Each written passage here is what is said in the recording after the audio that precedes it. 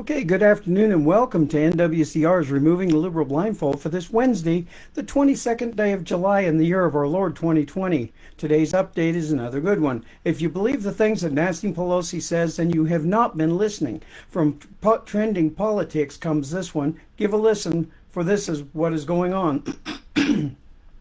House Speaker Nancy Pelosi is a noted provocateur who has been using the coronavirus pandemic and other things to attack President Donald Trump since the beginning. It was predictable because most of us knew the Democrats would use anything in their power to attack this president and promote their narrative, a narrative that is by all means false and lies. Now Pelosi is suggesting thousands of Americans are dead because of what Trump, quote, has done or not done, unquote. With this statement, folks, she is covering her lies both ways. Whether he did or not, he is guilty. Something that Pelosi would not allow if the person in question was a Democrat. See the double standards that they live by? During an interview Tuesday on CNN's Situation Room, Pelosi not only called it the Trump virus, she also stated that if it's important to wear a mask now, it would have been important to wear it in March. You know, if you remember back then, the CDC, the WHO, and all of them were saying, do not wear a mask. And if he had told the people to socially distance instead of having rallies and political whatever they were, then more people would have followed his lead, unquote. The only reason it is important to wear a mask now is because the scaremongering that the Democrats have used since the beginning of this cold flu type virus, which is by no means as bad as they all say it is. She went on to say, quote, well, I think the president's comments today, he recognized the mistakes that he has made by now embracing mask wearing and the recognition that this is not a hoax, it is a pandemic that has gotten worse before it will get better because of his inactions, and in fact, clearly, it is the Trump virus, Pelosi said. If he had said months ago, let's wear masks, let's socially distance instead of having rallies and political whatever they were, then more people would have followed his lead. I think a good deal of what we have suffered is clearly the Trump virus, unquote. Then host Wolf Blitzer teed her up with an incredibly leading question that gave her the chance to go after Trump again. He said, so what you're saying is that thousands of Americans have died because of what the president has done or not done? Is that what you're saying? Blitzer asked. Yes, that's what I'm saying. I think it's clearly evident. If it's important to wear a mask now, it would have been important to wear it in March instead of telling us by April we'd all be going to church together, Pelosi said. Now, this is something that is patently untrue, folks. The Democrats wanted the church bannings, and they are still getting them. We're approaching 4 million, she continued. We're approaching 4 million people infected by this, infected by it, and a large number, like 140,000 who have passed away. If it's important to wear a mask now, it would have been important to wear it in March instead of telling us that by April we would all be going to church together. I wish that were the case, but he had no scientific basis for that, she said. And on top of that, she has no scientific basis for what she's saying. But she also added, and so if they don't return to science and governance, and that's a way that we can overcome this. We have hope and prayers for a vaccine. God willing, that will be soon, but it is still months away and people will die. So let's hope that the president comes closer to embracing the reality of this pandemic, this Trump virus. And now to remove the liberal blindfold here, folks. You will seldom see the truth from the Democrats and seldom see them invoke God. But when they think that it is the only way that they can get their point across, they will do it. The only time you do is when the truth actually helps their cause. They have been doing this since the beginning. We see reports daily of people being said to have died from COVID when in fact they have not died from COVID, or even if they do, but they died from something else like a motorcycle accident, not COVID. But on the official list, they died of COVID.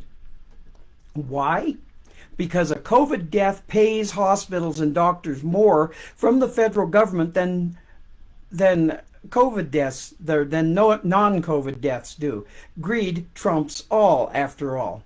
A consistently silenced criticism of the media's reporting on COVID-19 has been the artificially inflated number of cases, and they are there, folks. Rumors and confirmed reports have ranged from patients having heart attacks to complications resulting from Alzheimer's disease being listed as having died from coronavirus. A recent example of this occurred in Florida when a man in his 20s died of a motorcycle accident, but was listed among the tally of the July COVID-19 deaths. Fox 35 in Orlando, Florida, originally reported on this. A person died in a motorcycle accident that was added to Florida's COVID-19 death count, according to a state health official, even though he did not have COVID. He was just on the lists. Thinking of this, how many of us are listed while not being tested or having COVID at all?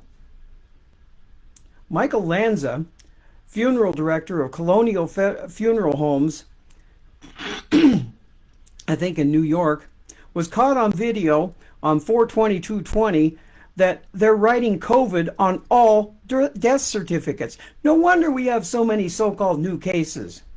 These are the kinds of lists that governors like Michelle Lujan Grisham of New Mexico are using to illegally lock down their states. A lot of places are now reporting the using of this as constitutionally questionable. Constitutionally questionable? It is completely questionable, constitutionally or not, but there is more. A neurosurgeon, Dr. Russell Blaylock, says masks can harm you. He says, as for the scientific support for the use of face masks, a recent careful examination of the literature in which 17 of the best studies were analyzed and concluded that none of the studies established a conclusive relationship between mask respirator use and protection against influenza infection. Keep in mind, no studies have been done to demonstrate that either a cloth mask or the N95 mask has any effect on the transmission of COVID-19. Any recommendations, therefore, have to be based on studies of influenza virus transmission. And as you have seen, there is no conclusive evidence of their efficiency in controlling flu virus transmission. It is also instructive to know that until recently, the CDC did not recommend wearing a face mask or covering of any kind unless a person was known to be infected. That is, until recently. Non-infected people need not wear a mask. When a person has TB, we have them wear a mask, not the entire community of non-infected. The recommendations by CDC and WHO are not based on any studies of this virus and had never been used to contain any other virus pandemic or epidemic in history. Now we have established that there is no scientific evidence necessitating the wearing of a face mask for protection or prevention. Are there dangers to wearing a face mask, especially for long periods? Several studies have indeed found significant problems with wearing such a mask. This can vary from headaches to increased airway resistance, carbon dioxide accumulation to hypoxia, all the way to serious life-threatening complications, unquote.